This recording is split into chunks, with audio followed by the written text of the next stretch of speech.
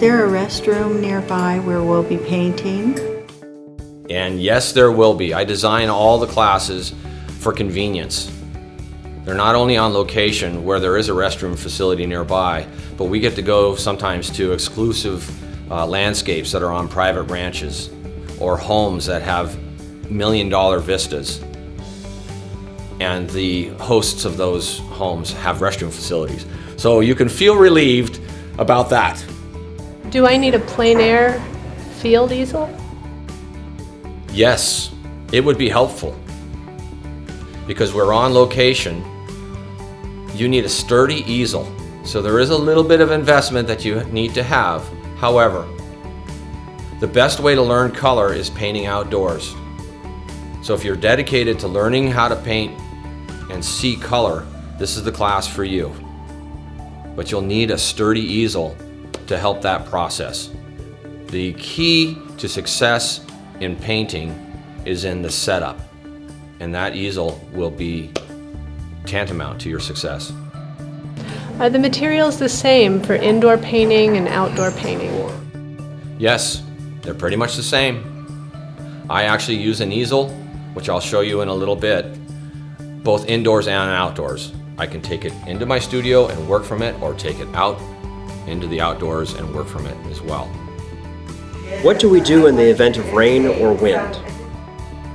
It's rare, but there are occasions when it does rain or it's really windy during the class. And if it's severe, I won't put you through that severe weather. Instead, we'll meet on location in either at the train station or the Santa Barbara Historical Museum, or we'll take a field trip to the Santa Barbara Art Museum here, and we'll spend a couple of hours doing a critique of the masterworks. So you'll get an idea of what they possibly went through to create those paintings, giving you an awareness of how you can also evolve and create better art. Are we going to have a show with our paintings after the end of class? No, it's not really designed for that. I'm more interested in getting you to slow down your eye and see color relationships and how things come together outdoors. I'm not there to teach you to paint pretty pictures. I'm there to teach you the skill of seeing color and seeing light. I need 3 hours of your time per class to listen and explore and have me help you see those relationships. And then if you want, you can apply that knowledge to your own paintings in your own time. But my goal is, number one, to get you to see. Do I need all the color you set out for me to buy and put on my palette? No. You need, at minimum, a warm and a cool of each primary color, plus white and maybe black. And then with that, you can mix all the colors you need. It's more of a limited palette. It simplifies things, and it teaches you to not rely on pre-made color, which is basically dictating to you how to get where you need to go. You'll learn more by mixing your colors from a few primary colors than you will having a color for every color in the rainbow. So I try to simplify it as much as possible, and that will also keep your costs down.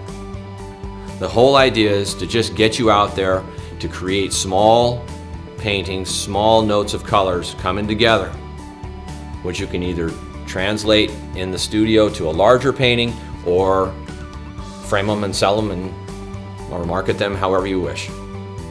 Can I work in pastels, acrylics, or watercolors? Yes, you can work in all mediums, drawing mediums, oil painting mediums, acrylics, gouache, watercolor. I'm trained as an illustrator to use all those mediums. I don't do too many demonstrations in pastel, but I will do them in acrylics, watercolors, and oils. So you'll get the idea of how I work and the methodology that I teach. And I keep it simple. There's just a few steps that you need to organize and have continuity with when you're developing a painting. For oils and acrylics, for instance, you work dark to light, thin to thick. For watercolors, you work light to dark.